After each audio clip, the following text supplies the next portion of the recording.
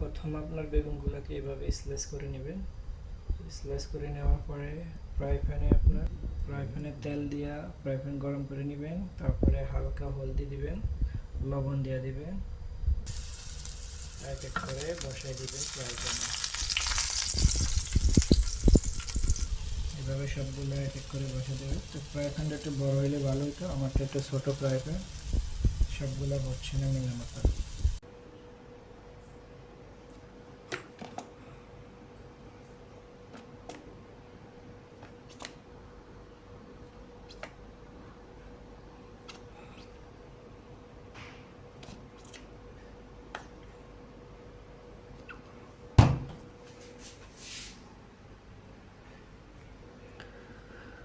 Burger বানাচ্ছি, তবে আজকে একটা অন্যরকম বার্গার।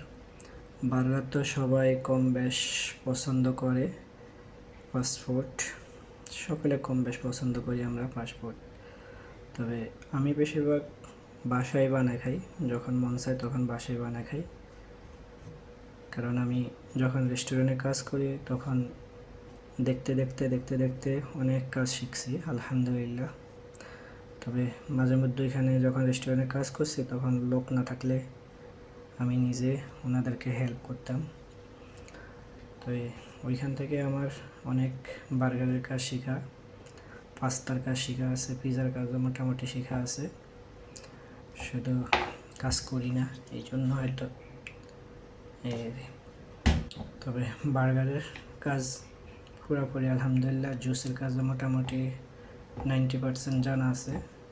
বার্গারের কাজ আলহামদুলিল্লাহ জানি, কারণ বার্গার সেকশনে কাজ করছি, দেখতে দেখতে অনেক কাজ শেখা হয়ে গেছে। তো আজকে বার্গার খাইতে খুব ইচ্ছে করলো, তাই আজকে একটা বার্গার, 4-5টা বার্গার বানাইতেছি। 5টা বার্গার।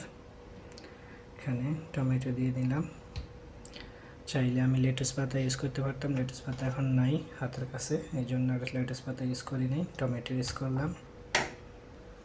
এখানে আগে আমি ডিম দিয়ে বেগুন ফ্রাই করে রাখছি। ডিমের সাথে বেগুন ফ্রাই, আগে বেগুনটারে আলাদা ফ্রাই করে রেখে দিবেন সাইড করে।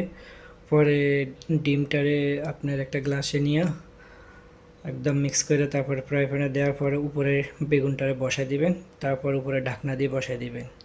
বসাই দেওয়ার পরে এই অবস্থা হবে, ঠিক আছে। এখন আমি এখান থেকে এক পিস বার্গার উপরে বসাই দিলাম, ঠিক আছে। এটা হলো বেগুন বার্গার, এটা হয়তো অনেকে খান নাই, তবে আমি যখন একটা রেস্টুরেন্টে কাজ করছি তখন ওইখানে দেখছি, একটা চাইনিজ রেস্টুরেন্ট, তারা এইভাবে বানাইছে আমি দেখছি, তাই ওইখান থেকে আমার শিক্ষা নেওয়া।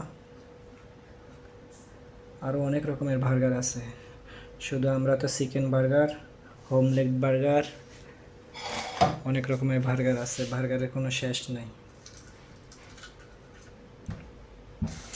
তো বন্ধুরা, কে কে এমন খাইতে ইচ্ছে করে কমেন্টে জানাবেন, ইনশাআল্লাহ একদিন দাওয়াত করে আপনাদের খাওয়াবো।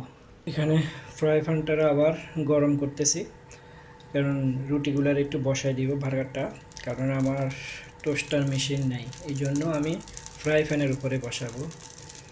যে আমি এখানে একটা বসাই দিলাম।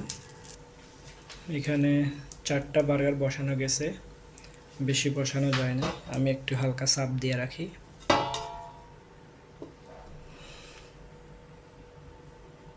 এইভাবে হালকা